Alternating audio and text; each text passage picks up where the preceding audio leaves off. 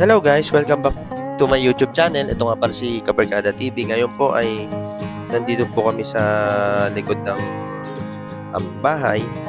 At ito nga po at pinapakita ko po sa inyo ang aming taniman dito.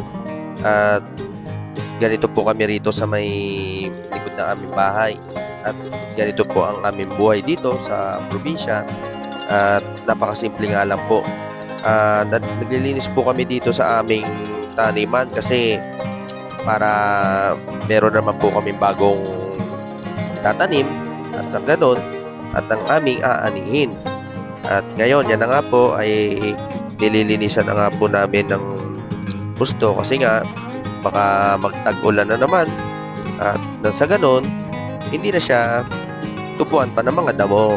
So ito po, yan, nandito po kami ngayon at nagre-ready na nga kami at para makapagtanim na kami ng bago naming itatanim na kung anong gulay ng aming itatanim.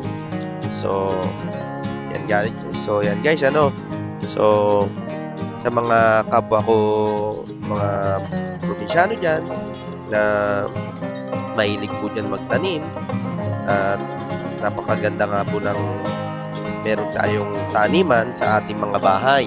Para sa ganun po ay kung ano man ang pwede nating pagkuhaan ay sa ating likod ng bahay ng taniman ay hindi na tayo kailangan pang bumili sa palengke o kahit saan pa. Pag meron kang tanim, meron ka nang aanihin kaagad. Ito'y kakainin mo na lang. So, ito po. Yan. Basta nyo po maigi. So guys, ito yan, napakasimple lang po talaga ng buhay namin dito sa probinsya. At ganyan na ganyan po. Talagang napakasarap naman po talaga mamuhay sa probinsya. Na andito na po lahat.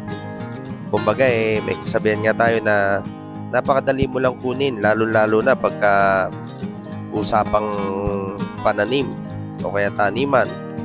Basta't masipag ka nga lang magtanim, ay meron kang aanihin. So ayan po. So, medyo dumidilim na nga po, Yan. Pero, tuloy pa rin po kami sa aming paglinis ng aming taniman dito sa may likod ng bahay namin. So, kasama ko po ang aking mga magulang. Yan po ang aking nanay at ang aking tatay. Yan po. Ganito po, ang libangan din ng mga mga nakatira sa probinsya. Ang pagtatanim ng kahit anong gulay o kahit ano pa. So yan guys, kung napapansin nyo po,